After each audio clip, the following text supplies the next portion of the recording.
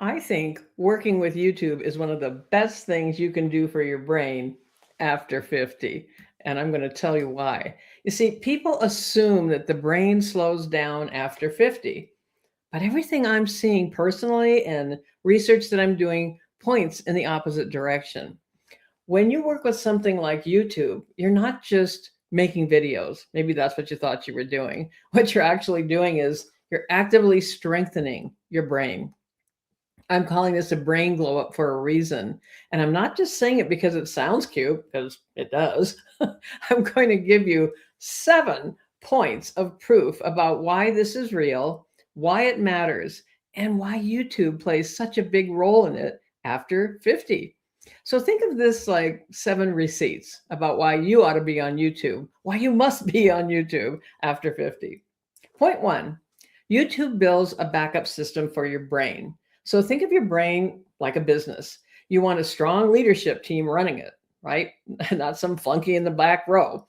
You're going to be planning videos, learning tools, organizing thoughts, solving small problems and big ones, and adjusting as you go. And all of that strengthens your brain's decision center.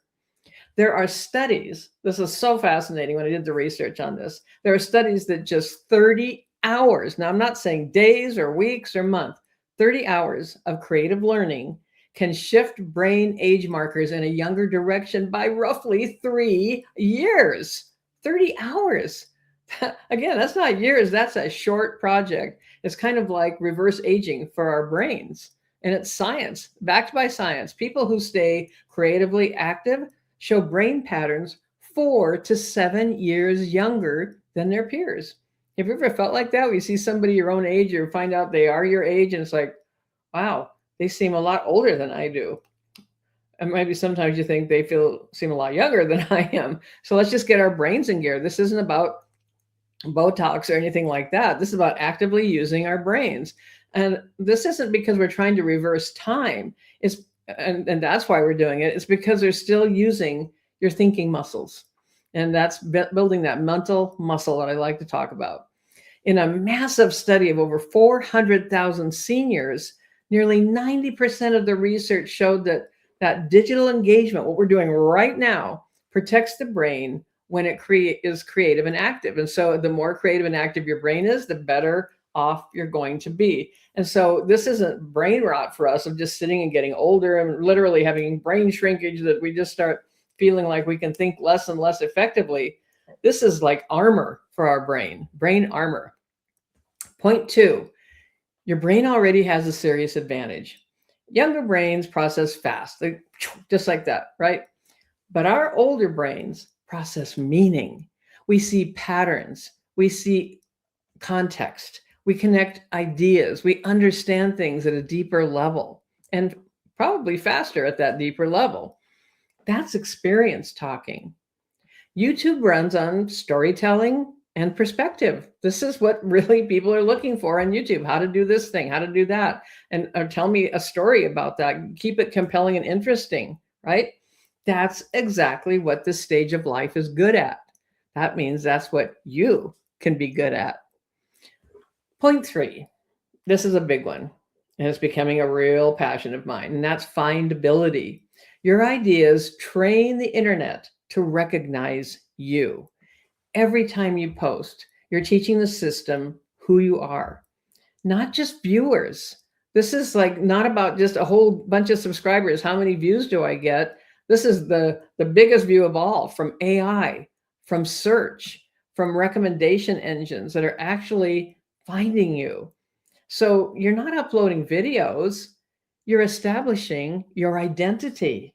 And that's the difference that's so important. Your topics tell the internet, tell the world, this is what I know. This is who I help. This is what I stand for. Now, right about now, if you're thinking, well, that sounds really good, but I'm not sure exactly what that is. And so if you're in that situation, no problem. This is one of the first things I teach in my Renegade Bloomer community. And I do have the link in the description if you're interested in checking that out. You see, your brain glow up becomes a visibility glow up, lighting the way for people to find you. Point four, reliability is the new currency. Now, maybe right about now, if you're in this age category of, I call it shoulder season Gen X and baby boomer, we grew up learning to be reliable. It almost is in our DNA. And so we kind of go, yeah, well, wow, that's a big surprise. But here's the thing. People are overwhelmed by content. They're choosing voices that feel grounded and steady. That kind of is built into a lot of us. We just learn to be that way growing up, right? Look, anybody can use AI. I can teach you how to use a tool from AI, ChatGPT, whatever, in just a few minutes, the basics of how to use it. But not everyone has experienced the lived experience that brings us those unvarnished insights, the real truth, the really deep insights that only experience can give. No book, no course, no class can match what you have actually lived in your many decades on this planet, whether it's 5, 6, 7, 8, or even 9 decades. No book has taught you that. It's your lived experience that's made the difference. And your experience is what builds trust. And that's rare. I think you probably see that more and more these days. And rare, like fine wine or diamonds or precious gems or antiques or classic books. Rare always holds value, more value than just something that's a dime a dozen. Dollar store mentality versus lifelong experience and craftsmanship, for example. So, point 5, in case you're thinking, well, okay, but I kind of don't want to be in the box of just talking about one thing on YouTube, and that's what everybody's saying. Oh, you just got to have this one thing. The difference is for point 5, one mission gives you freedom to talk about many things. You don't need one teensy tiny topic. You need one clear mission that you are clear about. Mine, for example, is that my mission is to help people over 50 stop shrinking and start earning from who they already are. What do I mean by that? I mean the lived experience. I mean your professional experience. I mean those deeper insights. Because when I have that, and I use that as my overarching mission in my statements, then money fits, and health fits, and technology fits, identity fits, even spiritual growth and pathway fits under the umbrella of helping those over 50 step out of the shadows, be seen and heard, and create revenue, create income, create money from their lived experience. And that also, for me, that includes copywriting and strategy. How are you communicating? It's all under the same umbrella. And that's something I personally really needed to know, that I could do that, because I'm one of those the box is fitting pretty darn tight, I don't function well in that kind of a situation. That's why I've been entrepreneurial for 25, 30 years, because that structure of the corporate structure just didn't fit for me. And so one of the amazing things about YouTube is that you get to be exactly who you are. And everything connects when the purpose stays consistent. So once you've got that dialed in, once you've really got that dialed in, it becomes so much easier instead of just random stuff, right?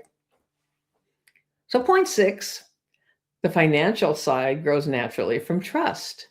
So, I've talked about this in some of my other videos where people are like pursuing, I've got to get this many, 1,000 subscribers and 4,000 watch hours. And oh my gosh, if you look at some of the annual revenue reports from people who have been doing very well on YouTube, or who you probably are subscribed to, and maybe they have 100,000 subscribers, you're thinking, wow, they must be making a lot.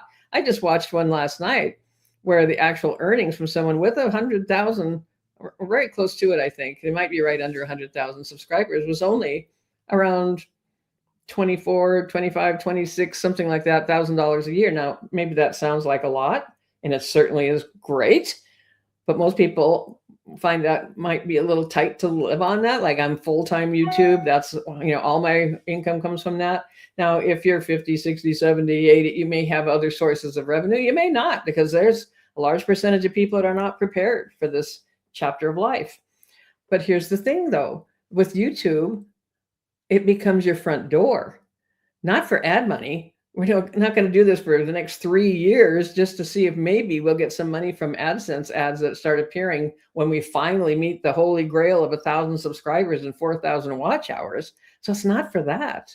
It's for connection. And connection can lead to coaching, to consulting, to your own programs, to your own communities, like I have with school. This is the creator to founder path. Now, look, if you want to use YouTube, it is just a hobby for you. You just think it's kind of fun, whatever, more power to you. I wish you all the best with that.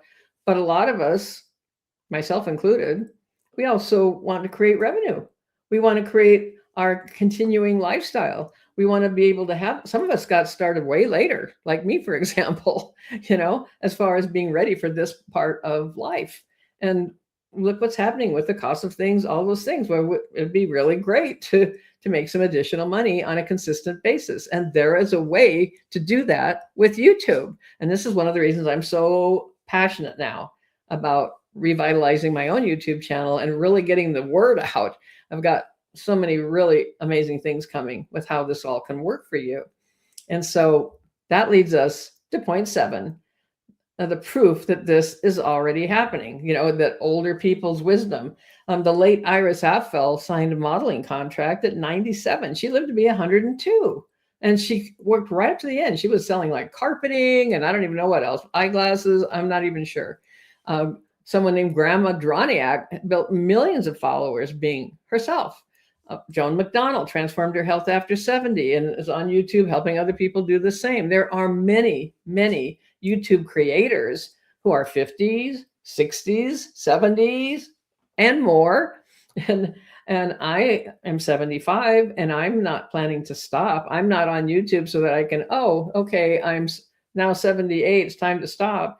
I mean, if all goes well, blessings upon me and all of those in my life, we continue on in good health and able to do this. Even if you had some challenges, you can still do this in a lot of instances. My husband's legally blind. I'm going to help him start his YouTube channel. And yeah, he'll need some help to do some of those things, but that's what we are. We're a partnership, right? So being able to do this, and there's people in their 90s that have very active YouTube channels, by the way. And how amazing is that?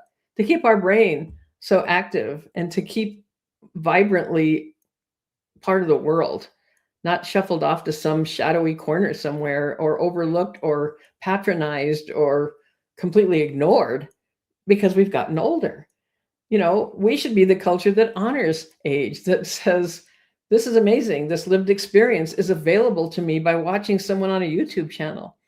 There's men on YouTube who have become like fathers to younger men who didn't have that. They didn't have that father figure, and who are helping them how you change a tire, how you tie a tie. There's women teaching old style cooking or crochet or knitting, or just their wisdom of going through heartbreak or disappointment or challenges of life and still able to be resilient, still able to adapt, who are sharing that knowledge, sharing that wisdom. Then there's people that are just having fun with how you make a pickle Pepsi, which I'm thinking about trying with Mexican Coca-Cola. Might be tasty. So, but these all aren't flukes. They're signals. They're signals that you're in the right place. If you're even thinking about starting a YouTube channel, now's the time. If you already have a YouTube channel, keep going. If you've let your YouTube channel kind of lay in the side area and you really didn't know what to do with it, now is the time to get really dialed in of, this is what I'm going to do. That's my journey too. I started my YouTube channel 15 years ago and did not even remember that until I started really looking at my own analytics and background on YouTube. So I started it. I honestly don't even remember how I thought to start it. I think I just thought, I'll just give this a try. I had no concept of any kind of purpose or strategy behind it other than to share some thoughts, right? Then I stopped. And then I started again about 7 years later, and I had another little flurry of activity. And you can see on my channel, I have some older videos that are still really packed full of value when it comes to copywriting and marketing, for example. And then I stopped. See a pattern here?